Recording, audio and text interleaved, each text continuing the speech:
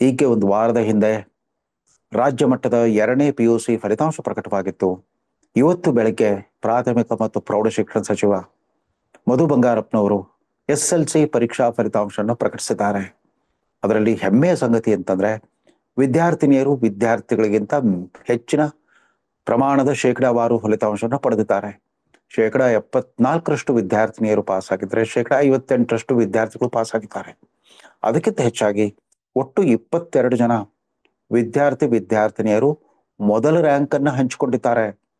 ಇವತ್ತಿನ ದಿನಮಾನಗಳಲ್ಲಿ ಮೊದಲ ರ್ಯಾಂಕ್ ಅಂತಂದ್ರೆ ಒಟ್ಟು ಗರಿಷ್ಠ 625ಕ್ಕೆ 625 ಅಂಕಗಳನ್ನು ಗಳಿಸಿದವರು ಮೊದಲ ರ್ಯಾಂಕ್. ಅಂದ್ರೆ 100% ಅಂಕಗಳನ್ನ ಪಡೆದಿರೋ 22 ವಿದ್ಯಾರ್ಥಿನಿಯರು ಈ ಸಾರಿ ಮೊದಲ ರ್ಯಾಂಕ್ ಅನ್ನ ಹಂಚಿಕೊಂಡಿದ್ದಾರೆ. ನಮ್ಮ ತಲೆಮಾರಿಗೆ ಇದೆಲ್ಲವೂ ಕೂಡ ಕನಸು ಮನಸ್ಸಿನಲ್ಲೂ ಊಹಿಸಲು ಅಸಾಧ್ಯವಾದ ಸಂಗತಿಗಳಾಗಿದ್ವು.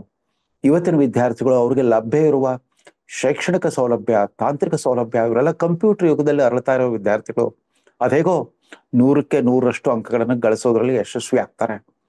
ಉತ್ತರ ಕರ್ನಾಟಕಕ್ಕೆ ಸಮಾಧಾನಕರ ಸಂಗತಿ ಅಂತಂದ್ರೆ ಬಿಜಾಪುರ ತಾಲೂಕಿನ ಮುದ್ದೇಬಿಹಾಳದ ಅಕೀಲ್ ಅಹಮದ್ ನದಾಫ್ ಅನ್ನೋ ವಿದ್ಯಾರ್ಥಿ ಕೂಡ ಈ 22 ಜನ ಮೊದಲ ರ್ಯಾಂಕ್ ಪಡೆದವರಲ್ಲಿದ್ದಾನೆ. ಇದು ಸ್ವಲ್ಪ ಮಟ್ಟಿಗೆ ಸಮಾಧಾನ ತರುವ ಸಂಗತಿ. ಉಳಿದಂತೆ ಪ್ರತಿ ಸಾರಿ 2ನೇ PUC ಮತ್ತು SSLC ಫಲಿತಾಂಶ ಪ್ರಕಟವಾದಾಗಲೂ ಕೂಡ ಜಿಲ್ಲಾವಾರು ಸಾಧನೆಯ ಪಟ್ಟಿಯನ್ನು ಪ್ರಕಟಿಸ್ತಾರೆ. ಒಟ್ಟು 32 ಶೈಕ್ಷಣಿಕ ಜಿಲ್ಲೆಗಳ ಫಲಿತಾಂಶ ಬರುತ್ತೆ. ಕಂದಾಯ ಜಿಲ್ಲೆಗಳು 31 ಇದ್ರೆ ಬೆಳಗಾವಿ ಜಿಲ್ಲೆಯನ್ನ 2 ಶೈಕ್ಷಣಿಕ ಜಿಲ್ಲೆಗಳಾಗಿ ಪರಿಗಣಿಸ್ತಾರೆ. ಬೆಳಗಾವಿ ಮತ್ತು ಚಿಕ್ಕೋಡಿ ಶೈಕ್ಷಣಿಕ ಜಿಲ್ಲೆ. ಪ್ರತಿ ಸಾರಿ ಈ ರೀತಿ ರಾಜ್ಯ ಮಟ್ಟದ ಫಲಿತಾಂಶ ಪ್ರಕಟವಾದಾಗಲೆಲ್ಲ ಸ್ವತಃ ಹೈದರಾಬಾದ್ ಕರ್ನಾಟಕ ಮೂಲದವನಾದ ಅಂದ್ರೆ ಇವತ್ತಿನ ಕಲ್ಯಾಣ ಕರ್ನಾಟಕದ ಮೂಲದವನಾಗಿ ನಮ್ಗೆಲ್ಲ ಒಂದು ವಿಷಾದ ಭಾವ ಕಾಡ್ತಾ ಇರುತ್ತೆ. ಯಾಕೆ ಸ್ವಾತಂತ್ರ್ಯ ಬಂದು 78 ವರ್ಷಗಳ ನಂತರವೂ ಕೂಡ ಕರ್ನಾಟಕ ಏಕೀಕರಣವಾಗಿ 6 ದಶಕಗಳು ಕಳೆದ ಮೇಲೂ ಕೂಡ ಯಾಕೆ ನಮ್ಮ ಭಾಗದ ಬೀದರ್, ಗುಲ್ಬರ್ಗ, ಯಾದಗಿರಿ, ರಾಯಚೂರು, ಕೊಪ್ಪಳ ಈ ಜಿಲ್ಲೆಗಳು ಈ ಶೇಕಡಾವಾರು ಫಲಿತಾಂಶದಲ್ಲಿ ಕೆಳಗುಳಿತಾ ಬಂದಿವೆ? ಕಲ್ಯಾಣ ಕರ್ನಾಟಕದಲ್ಲಿ ವಿಜಯನಗರ ಮತ್ತು ಬಳ್ಳಾರಿ ಜಿಲ್ಲೆಗಳನ್ನು ಕೂಡ ಸೇರಿಸ್ತಾರೆ. ಯಾಕಂದ್ರೆ ಮೊದಲು ಕಂದಾಯ ವಿಭಾಗ ಗುಲ್ಬರ್ಗಾ ವಿಭಾಗದಲ್ಲಿ ಇವರೆಲ್ಲ ಒಂದಾಗಿದ್ರು. ಆದ್ರೆ ಬಳ್ಳಾರಿ ಮತ್ತು ಹೊಸಪೇಟೆಯ ಶೈಕ್ಷಣಿಕ ಸಂಸ್ಕೃತಿಗೆ ಬೇರೆ. ಏಕೀಕರಣ ಪೂರ್ವದಲ್ಲಿ ಅವರೆಲ್ಲ ಮದ್ರಾಸ್ ಪ್ರೆಸಿಡೆನ್ಸಿಗೆ ಸೇರಿದವರಾಗಿದ್ರು. ಬ್ರಿಟಿಷ್ ಆಡಳಿತವಿದ್ದ ಮದ್ರಾಸ್ ಪ್ರೆಸಿಡೆನ್ಸಿಯಿಂದ ಪ್ರತ್ಯೇಕಗೊಂಡು ನವ ಮೈಸೂರು ರಾಜ್ಯವನ್ನು ಸೇರ್ಕೊಂಡಿದ್ದು ಈ ಬಳ್ಳಾರಿ ಜಿಲ್ಲೆ ಮತ್ತು ಇತ್ತೀಚೆಗೆ ಸೃಷ್ಟಿಯಾದ ವಿಜಯನಗರ ಜಿಲ್ಲೆ. ಅದನ್ನ ಇವ್ರ ಜೊತೆಗೆ ಹೋಲಿಕೆ ಮಾಡ್ಲಿಕ್ಕಾಗಲ್ಲ. ಬೀದರ್, ಕಲಬುರಗಿ, ಯಾದಗಿರಿ, ರಾಯಚೂರು, ಕೊಪ್ಪಳ ಈ 5 ಜಿಲ್ಲೆಗಳು ಅದ್ಯಾಕೋ ಪ್ರತಿ ವರ್ಷ ಈ ರಾಜ್ಯ ಮಟ್ಟದ ಪರೀಕ್ಷಾ ಫಲಿತಾಂಶ ಪ್ರಕಟವಾದಾಗಲೆಲ್ಲ ಕಡೆ 6 ಸ್ಥಾನಗಳನ್ನು ಪಡ್ಕೊಳ್ಳುತ್ತೆ. ಇದು ಯಾಕೆ ಹೀಗಾಗ್ತಾ ಇದೆ? ಈ ಪ್ರದೇಶವನ್ನ ಹಿಂದೆ 2000 ಸಂವತ್ಸರದ ಆರಂಭದಲ್ಲೇ ಆರ್ಥಿಕ ತಜ್ಞ ಡಾಕ್ಟರ್ DM ನಂಜುಂಡಪ್ಪನವರು ನಡೆಸಿದ ಅಧ್ಯಯನ ವರದಿಯ ಪ್ರಕಾರ ರಾಜ್ಯದ ಅತ್ಯಂತ ಹಿಂದುಳಿದ ಜಿಲ್ಲೆಗಳ ಪಟ್ಟಿಯಲ್ಲಿ ಇವ್ರನ್ನ ಸೇರಿಸಿದ್ರು. ಇವ್ರಿಗೆ ವಿಶೇಷ ಪ್ರೋತ್ಸಾಹ ಕೊಡಬೇಕು, ಆರ್ಥಿಕ ನೆರವು ಕೊಡಬೇಕು, ವಿಶೇಷ ಸವಲತ್ತುಗಳನ್ನು ಕಲ್ಪಿಸಬೇಕು ಅಂತ ಶಿಫಾರಸು ಮಾಡಿದ್ರು. ಅದಕ್ಕನುಗುಣವಾಗಿ ಮುಂದೆ ಸಂಸತ್ತಿನಲ್ಲಿ ಸಂವಿಧಾನ ತಿದ್ದುಪಡಿ ವಿಧೇಯಕವನ್ನು ತಂದುಬಿಟ್ಟು ಆರ್ಟಿಕಲ್ 371J ವಿಶೇಷ ಸ್ಥಾನಮಾನವನ್ನು ಕೂಡ ಕೊಟ್ಟರು. ಅದಾದ್ಮೇಲೆ ಹೈದರಾಬಾದ್ ಕರ್ನಾಟಕ ಅಭಿವೃದ್ಧಿ ಮಂಡಳಿಗಳ ರಚನೆ ಆಯಿತು. ಆ ಮಂಡಳಿಗೆ ಪ್ರತಿ ವರ್ಷ ರಾಜ್ಯದ ಬಜೆಟ್ನಲ್ಲಿ ವಿಶೇಷ ಅನುದಾನವನ್ನ ಕೊಡ್ತಾ ಬಂದಿದ್ದಾರೆ. ಕಲಬುರಗಿಯಲ್ಲೇ 2 ವಿಶ್ವವಿದ್ಯಾಲಯ, ಒಂದು ರಾಜ್ಯ ವಿಶ್ವವಿದ್ಯಾಲಯ ಮತ್ತೊಂದು ಕೇಂದ್ರೀಯ ವಿಶ್ವವಿದ್ಯಾಲಯವಿದೆ. 3 ಮೆಡಿಕಲ್ ಕಾಲೇಜುಗಳಿದೆ. ಉಳಿದಂತೆ ಡೆಂಟಲ್ ಇತ್ಯಾದಿ ಕಾಲೇಜುಗಳಿದೆ.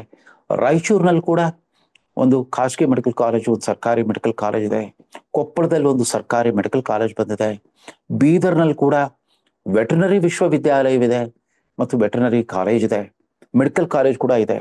ಅದೇ ರೀತಿ ರಾಯಚೂರಿನಲ್ಲಿ ಕೂಡ ಪ್ರತ್ಯೇಕವಾಗಿ ರಾಯಚೂರು ವಿಶ್ವವಿದ್ಯಾಲಯ ಕೂಡ ಇತ್ತೀಚೆಗೆ ಅಸ್ತಿತ್ವಕ್ಕೆ ಬಂದಿದೆ. ಇಷ್ಟೆಲ್ಲ ಆದ್ರೂ ಕೂಡ ಯಾಕೆ ಶೈಕ್ಷಣಿಕ ಸಾಧನೆಯಲ್ಲಿ ಹಿಂದುಳಿತಾ ಇವೆ? ನಮ್ಮಲ್ಲಿ ಹಿಂದುಳಿದ ಪ್ರದೇಶ ಅಂತಂದ್ರೆ ಕೇವಲ ಆರ್ಥಿಕ ಅಭಿವೃದ್ಧಿಯ ದೃಷ್ಟಿಯಿಂದ ನೋಡ್ತಾ ಇರ್ತೇವೆ.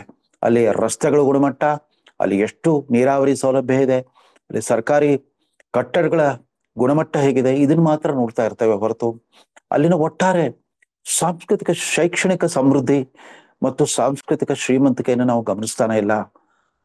ಒಂದು ವಿಪರ್ಯಾಸ ಏನು ಅಂತಂದ್ರೆ ಈ ಕಲ್ಯಾಣ ಕರ್ನಾಟಕದ ನಾಯಕರು ಅನೇಕರು ರಾಜ್ಯ ರಾಜಕಾರಣದಲ್ಲಿ ಮುಂಚೂಣಿಯಲ್ಲಿದ್ದವರು. ಆ ಭಾಗದ ವೀರೇಂದ್ರ ಪಾಟೀಲ್ರು ಮುಖ್ಯಮಂತ್ರಿ ಆಗಿದ್ರು. ದಿವಂಗತ ಧರ್ಮಸಿಂಗ್ ಅವರು ಕರ್ನಾಟಕದ ಮುಖ್ಯಮಂತ್ರಿ ಆಗಿದ್ರು. ಇವತ್ತು ಅಖಿಲ ಭಾರತ ಕಾಂಗ್ರೆಸ್ ಅಧ್ಯಕ್ಷರಾಗಿರೋ ಮಲ್ಲಿಕಾರ್ಜುನ್ ಖರ್ಗೆ ಅವರು ಕೂಡ ಕಲಬುರಗಿ ಜಿಲ್ಲೆಯವರೇ.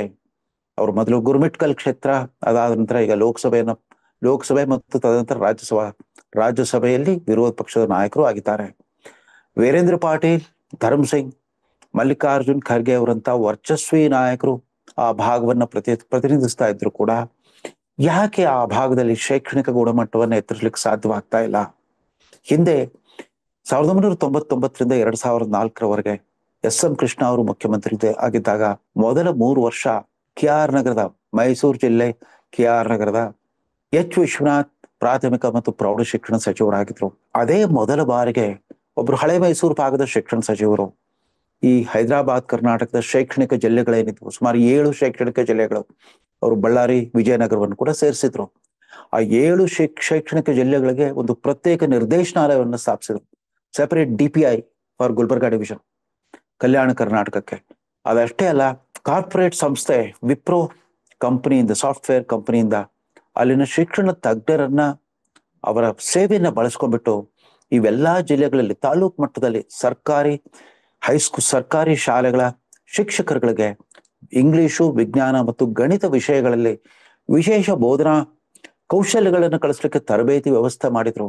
ಅಷ್ಟೇ ಅಲ್ಲ, ಮುಂದೆ ಕರ್ನಾಟಕ ರಾಜ್ಯ ಸರ್ಕಾರ ಮಧ್ಯಾಹ್ನದ ಬಿಸಿಯೂಟ ಕಾರ್ಯಕ್ರಮವನ್ನ ಲಾಂಚ್ ಮಾಡಿದಾಗ, ಅದನ್ನು ಉದ್ಘಾಟನೆ ಮಾಡುವಾಗ, ಅಂದ್ರೆ ಅಕ್ಷರ ದಾಸೋಹ ಅಂತ ಕರೆದಿದ್ರು. ಅಕ್ಷರ ದಾಸೋಹವನ್ನ ಎಸ್.ಎಂ. ಕೃಷ್ಣ ಅವರು ತಮ್ಮ ಮಂಡ್ಯ ಜಿಲ್ಲೆಯಲ್ಲಾಗ್ಲಿ ಅಥವಾ H. ವಿಶ್ವನಾಥ್ ಅವರು ಮೈಸೂರು ಜಿಲ್ಲೆಯಲ್ಲಿ ಆಗ್ಲಿ ಮಾಡಲಿಲ್ಲ.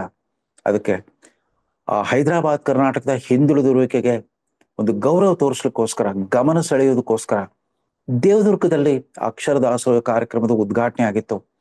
ನಮ್ಮ ತಲ್ಮಾರ್ನವ್ರಿಗೆ ಅನೇಕರಿಗೆ ನೆನಪಿರ್ಬೋದು, ಆ ಮಟ್ಟದ ಪ್ರಾಶಸ್ತ್ಯವನ್ನ ಕೊಟ್ಟಿದ್ರು. ಇಷ್ಟೆಲ್ಲ ಆದಾಗ್ಯೂ ಕೂಡ ಇವತ್ತಿಗೂ ಕೂಡ ಆ ಭಾಗದಲ್ಲಿ ಅತ್ಯುತ್ತಮ ಗುಣಮಟ್ಟದ ಒಂದು ಶಿಕ್ಷಣ ಸಂಸ್ಥೆ ಅಂತ ಯಾವುದೇ ಸರ್ಕಾರಿ ಕಾಲೇಜು ಅಥವಾ ವಿಶ್ವವಿದ್ಯಾಲಯವನ್ನಾಗ್ಲಿ ಅಥವಾ ಖಾಸಗಿ ವಿದ್ಯಾಲಯವನ್ನಾಗ್ಲಿ ಹೆಸರಿಸಲಿಕ್ಕೆ ಸಾಧ್ಯವಾಗ್ತಾ ಇಲ್ಲ. ಆ ಭಾಗದ ಉಳ್ಳವರ ಮಕ್ಕಳು ಬೆಂಗಳೂರಿಗೆ ಬಂದು ಕಲಿತಾರೆ, ಅಥವಾ ಆ ಕಡೆ ಹುಬ್ಬಳ್ಳಿ ಧಾರವಾಡದ ಕಡೆ ಹೋಗ್ತಾರೆ, ಬೆಳಗಾವಿಗೆ ಹೋಗ್ತಾರೆ, ಅಥವಾ ಹೈದರಾಬಾದ್ಗೆ ಹೋಗ್ಬಿಟ್ಟು ತಮ್ಮ ಹೈಸ್ಕೂಲ್ ಶಿಕ್ಷಣವನ್ನ ಮುಗಿಸ್ತಾರೆ, PUC ಶಿಕ್ಷಣವನ್ನು ಮುಗಿಸ್ತಾರೆ, ವೃತ್ತಿಪರ ಸೀಟ್ಗಳನ್ನು ಪಡ್ಕೊಳ್ತಾರೆ. ಕಲ್ಯಾಣ ಕರ್ನಾಟಕದ ವಿದ್ಯಾರ್ಥಿಗಳಿಗೆ ವೃತ್ತಿ ಶಿಕ್ಷಣದಲ್ಲೂ ಕೂಡ ವಿಶೇಷ ಮೀಸಲಾತಿ ಸೌಲಭ್ಯವನ್ನು ಕಲ್ಪಿಸಿದ್ದಾರೆ ರಾಜ್ಯ ಸರ್ಕಾರ. ಸರ್ಕಾರಿ ನೌಕರಿಗಳಲ್ಲೂ ಕೂಡ ಮೀಸಲಾತಿ ಸೌಲಭ್ಯವನ್ನು ಪಡ್ಕೊಂಡಿದ್ದಾರೆ. ಅದೆಲ್ಲ ನಿಜ. ಆದ್ರೂ ಕೂಡ ಯಾಕೆ ಹಿಂದುಳಿದಿದೆ? ಹೌದು, ಮೊದಲೆಲ್ಲ ಅದು ಹೈದರಾಬಾದ್ ನಿಜಾಮರ ಆಳ್ವಿಕೆ ಒಳಪಟ್ಟಿತ್ತು. ಆಗೆಲ್ಲ ಉರ್ದು ಮಾಧ್ಯಮ ಶಿಕ್ಷಣ ಇರ್ತಾ ಇತ್ತು.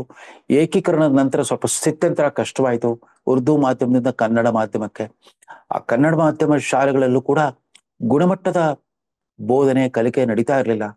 ಆ ಭಾಗದ ಪಾಳೆಗಾರಿಕೆ ವಾತಾವರಣದಲ್ಲಿ ಪ್ರತಿಷ್ಠಿತ ಮಕ್ಕಳು ಯಾರು ಅಲ್ಲಿ ಫೇಲೇ ಆಗ್ತಾ ಇರಲಿಲ್ಲ. ಫೇಲ್ ಆಗೋದೇಂದ್ರು ಬಡವ್ರ ಮಕ್ಕಳು. ಆಮೇಲೆ ಅಲ್ಲೊಂದು ಸ್ಪರ್ಧಾತ್ಮಕ ವಾತಾವರಣ ಇರಲಿಲ್ಲ. ಸ್ವತಃ ನಾನೇ ಒಬ್ಬ ಸರ್ಕಾರಿ ವೈದ್ಯಾಧಿಕಾರಿಯ ಮಗನಾಗಿ ಗಂಗಾವತಿ ಮತ್ತು ಸಿಂಧೂರ್ನ ಹೈಸ್ಕೂಲ್ಗಳಲ್ಲಿ ವಿದ್ಯಾಭ್ಯಾಸ ಮಾಡಿದ್ದೆ. ನಮಗನಿಸ್ತಾ ಇತ್ತು, ಇತ್ತೀಚೆಗೆ ಬೆಂಗಳೂರಿಗೆ ಬಂದು ಹಳೆ ಮೈಸೂರು ಭಾಗದ ಶಿಕ್ಷಣ ಸಂಸ್ಥೆಗಳನ್ನು ಗಮನಿಸಿದಾಗ ನಾವೆಲ್ಲಿ ಹಿಂದೆ ಬೀಳ್ತಾ ಇದ್ದೀವಿ ಅಂತ ಗೊತ್ತಾಗ್ತಾ ಹೋಯ್ತು. ಸ್ವತಃ ನಾನು ಬೆಂಗಳೂರಿನ ಪ್ರತಿಷ್ಠಿತ ಕಾಲೇಜಿನ ಅಧ್ಯಾಪಕನಾದಾಗ ಆಗ ನನ್ನ ಅವರಿಗೆ ಬರೋಕ್ ಶುರು ಆಯ್ತು, ನಮ್ಮ ಭಾಗ ಎಲ್ಲಿ ಹಿಂದುಳಿತಾ ಇದೆ. ಅಂದ್ರೆ ಗುಣಮಟ್ಟದ ಶಿಕ್ಷಣ ಅಂದ್ರೆ ಯಾವುದು? ಒಂದು ಸ್ಪರ್ಧಾತ್ಮಕ ವಾತಾವರಣ ಇರಬೇಕು, ಅಲ್ಲಿನ ಶಿಕ್ಷಕರಿಗೆ ಭಾಷಾ ಒಂದು ಪ್ರೌಢಿಮೆ ಇರಬೇಕು, ಸಂವಹನ ಕಲೆ ಕರಗತವಾಗಿರಬೇಕು. ಅಂದ್ರೆ language skills, command over language, communication skills ಮತ್ತು ಕಲಿಕೆಯ ವಿವಿಧ ವಿಧಾನಗಳ ಪರಿಚಯ ಇರಬೇಕು. ಆಗ ಮಾತ್ರ ಗುಣಮಟ್ಟದ ಶಿಕ್ಷಣ ಕೊಡ್ಲಿಕ್ಕೆ ಸಾಧ್ಯವಾಗುತ್ತೆ. ಈ ಕೊರತೆಯನ್ನು ಯಾಕೆ ಗಮನಿಸ್ತಾ ಇಲ್ಲ? ಒಂದಾದ ಮೇಲೊಂದರಂತೆ ರಾಜ್ಯ ಸರ್ಕಾರಗಳು ಬದಲಾದವು, ಶಿಕ್ಷಣ ಸಚಿವರು ಬದಲಾದ್ರು, ಆ ಭಾಗದ ರಾಜಕಾರಣಿಗಳೆಲ್ಲ ಇವತ್ತು ಪ್ರತಿಷ್ಠಿತ ಸ್ಥಾನಮಾನಗಳನ್ನು ಪಡ್ಕೊಂಡಿದ್ದಾರೆ. ಯಾಕೆ ಈ ಕಳಪೆ ಫಲಿತಾಂಶದ ಬಗ್ಗೆ ಅವ್ರಿಗೆ ನಾಚಿಕೆ ಆಗ್ತಾ ಇಲ್ಲ? ಯಾಕೆ ಈ ಕಳಪೆ ಫಲಿತಾಂಶದ ಬಗ್ಗೆ ಅವ್ರಿಗೆ ಕಳವಳವಾಗ್ತಾ ಇಲ್ಲ? ಯಲಬುರ್ಗದಂತ ತಾಲೂಕು ಉಳಿದ ಎಲ್ಲ ಅಭಿವೃದ್ಧಿ ದೃಷ್ಟಿಯಿಂದ, ಸೂಚ್ಯಂಕದ ದೃಷ್ಟಿಯಿಂದ ಇಡೀ ಭಾರತದಲ್ಲೇ ಅತ್ಯುತ್ತಮವಾಗಿ ಅಭಿವೃದ್ಧಿ ಹೊಂದಿದ ತಾಲೂಕು ಮತ್ತು ಅಸೆಂಬ್ಲಿ ಕ್ಷೇತ್ರ ಅಂತ ಹೆಸರು ಪಡ್ಕೊಂಡಿದೆ, ನಿಜ.